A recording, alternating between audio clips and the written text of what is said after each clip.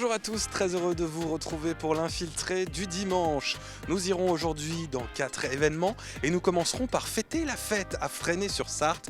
Une exposition Fresnay en fête est proposée et nous irons la visiter. Deuxième partie de cette émission depuis le marché de Noël, cette saison de Jupille, où nous allons aller à la rencontre de producteurs locaux. Nous irons ensuite voir le spectacle de la Rotonde Fête Noël au Mans. Et nous irons à la rencontre des artistes. Et enfin, un dernier événement, ici, à Papéa Park, où nous allons bien sûr voir les illuminations, mais également le spectacle de Noël que propose le parc. Mais on commence tout de suite par Fresnay-sur-Sarthe pour voir cette exposition de Fresnay en fête.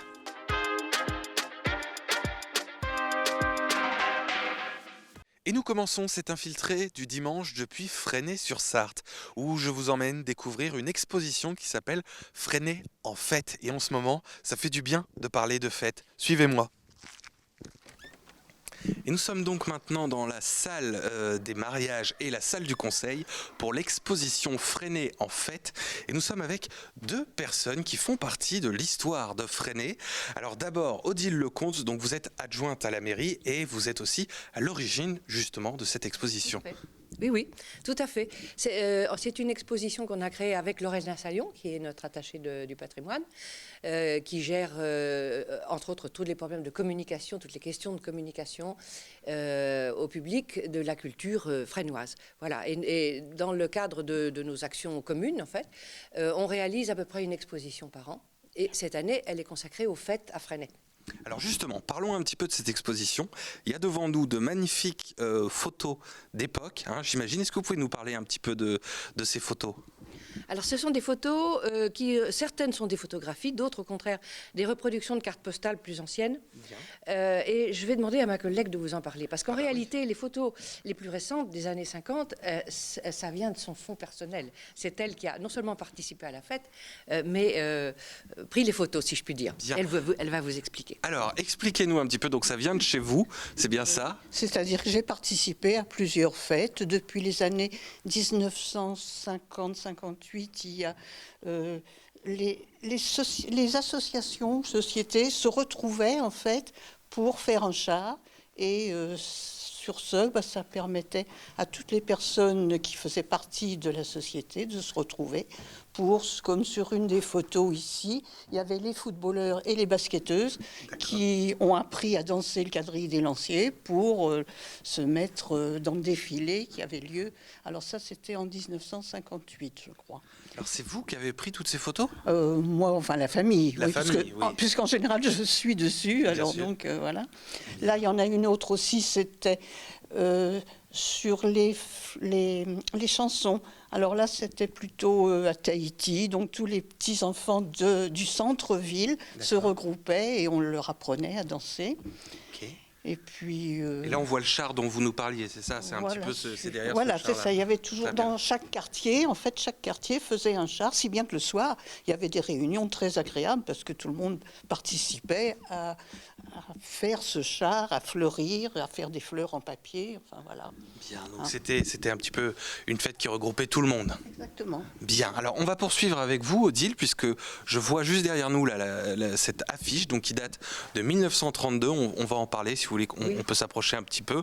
Oui. Alors donc on a la fête nationale donc de l'armistice. Est-ce que vous pouvez nous parler de ces affiches ? Déjà, comment vous les avez retrouvées ces affiches ? Alors ces affiches, bien écoutez, si vous voulez, j'en ai sorti une pour vous. Je vais vous montrer. Elle est à côté. Oui, on va aller la voir.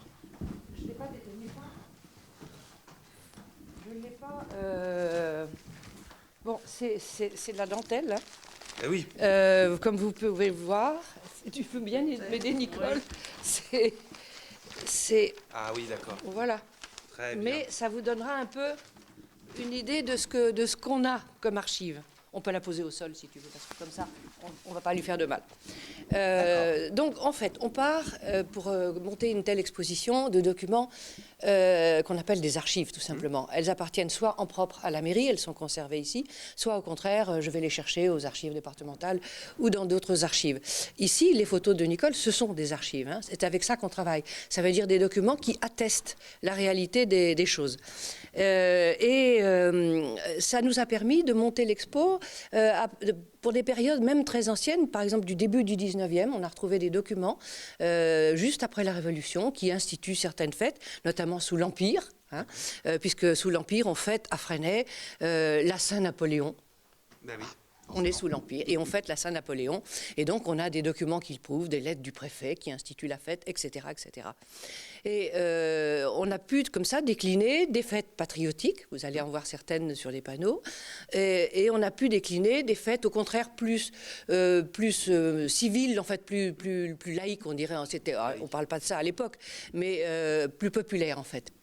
Comme ces fameuses cavalcades qui permettent aux gens de s'assembler et puis de faire la fête, puisque ces cavalcades, non seulement Nicole Galland vous a parlé des chars, etc., mais tout autour, il y a tout un tas de réjouissances. Par exemple, la fête dure 3 jours et il y a des balles tous les soirs.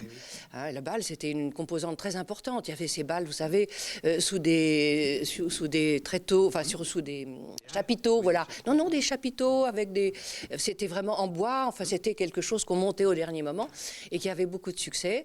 Il y avait des déambulations, des espèces de processions, on va dire, des choses comme ça. Et puis il y avait une chose aussi qui apparaît un petit peu ici, mais pas beaucoup. Il y avait énormément de fêtes religieuses. Beaucoup de fêtes sont religieuses sous l'Ancien Régime. Et tout le long du 19e, jusqu'à 1905, où la séparation de l'Église et de l'État a fait qu'on s'est dit chacun de son côté organise ses propres fêtes. L'État est laïque et fera ses fêtes, le 14 juillet, etc., l'armistice, le 8 mai, après, vous voyez tout ça. Et puis l'Église a continué à décliner dans le 20e, Nicole, je crois, des fêtes qui étaient très variables. Et notamment, on évoquait avec Nicole une fête, tiens, viens donc un petit peu en parler avec moi. C'était comment on l'appelait? La fête de la fête Dieu. Oui, les fêtes Dieu étaient très... Oui. Ça se passait quand? Je me souviens plus de la fête Dieu. Oui, il y a sûrement une date. C'était pas en juin? Oui. Je crois. Enfin, on savait faire la fête. Donc, on va retrouver dans un instant justement Madame le maire qui va nous parler maintenant des fêtes actuelles. Oui, tout à fait. Elle va vous parler notamment de la Sainte-Catherine qu'on vient de célébrer la semaine dernière. Bien. Et on poursuit justement l'évocation de cette exposition, cette fois-ci, avec Madame le maire qui est avec nous et qui va nous parler de l'organisation maintenant des fêtes actuellement, puisqu'on l'a vu, les fêtes d'époque et les fêtes maintenant, c'est complètement différent. Oui, c'est complètement différent. Je crois que ça a changé à partir des années 70 finalement, où la télévision est arrivée dans les foyers. Et donc la convivialité, elle s'est un peu déplacée. Donc on continue à faire des fêtes quand même. Donc l'ancienne fête du Creusot, qui était la fête du début août, donc ça devient notre fête de l'été. Et c'est à ce moment-là que l'on déploie notre feu d'artifice magnifique dans tout le canton. Voilà, c'est à ce moment-là. Et puis sinon, on a aussi des fêtes, mais qui seraient plutôt des petits concerts ou des petits spectacles. Alors dans le château, on utilise nos lieux et donc nous avons des festivals, festivals de théâtre, notamment l'été. Bien. Alors comment ça s'organise maintenant une fête quand on est maire et aussi vous avez également fait des études dans ce domaine donc et vous avez été une professionnelle dans ce domaine. Comment on organise des fêtes quand on est maire maintenant? Alors d'abord on essaye d'avoir l'idée. Une fois qu'on a l'idée, on essaie de développer un concept. C'est-à-dire qu'est-ce qu'on va mettre dedans? Donc le nom, le visuel, le contenant, le contenu. Et puis après, on essaye de trouver avec qui on va travailler. Donc on va travailler avec des partenaires. Donc les partenaires, en règle générale, ce sont les associations. Ici, nous n'avons pas d'association de comité des fêtes, mais par contre, nous avons une association multiculturelle. Donc à partir de là, on les contacte et chacun va être organisé, chacun va avoir un travail bien défini. Il y a ceux qui s'occupent de la logistique, il y a ceux qui vont plutôt s'occuper de la com, il y a ceux qui vont plutôt s'occuper des réseaux sociaux, community manager, etc. Enfin voilà, donc on est très très très organisé ici.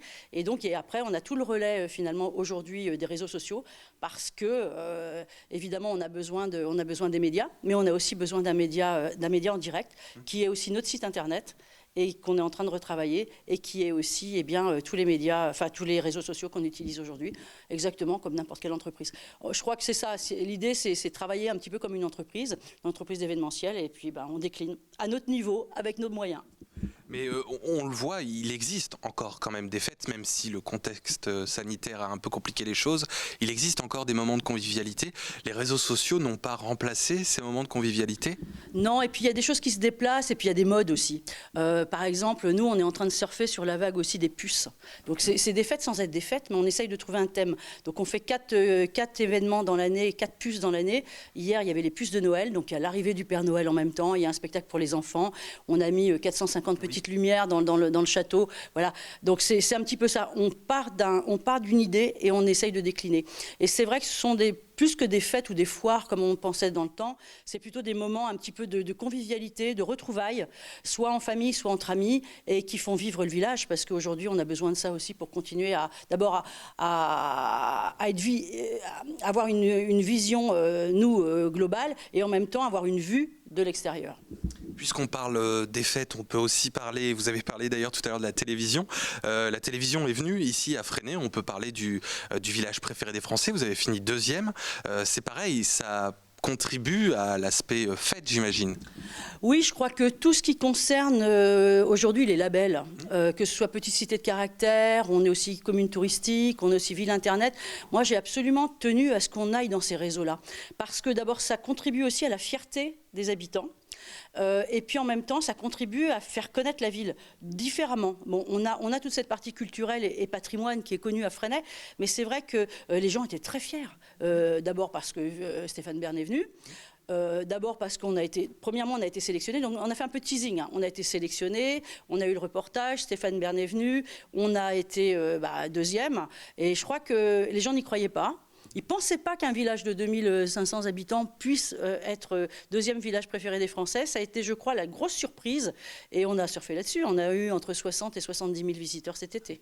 Voilà. Et l'été d'avant, c'était combien? Ou celui encore avant? Disons qu'on a multiplié par 2, quoi. Par 2, par 3, ouais. C'est difficile de le dire, mais on a en règle générale 20 à 30 000 visiteurs. Là, on a eu vraiment beaucoup plus. Alors, pour revenir sur cette exposition, elle se déroule jusqu'à quand? Elle se déroule jusqu'au mois de janvier. C'est l'exposition de Noël, et puis c'est l'exposition de l'hiver.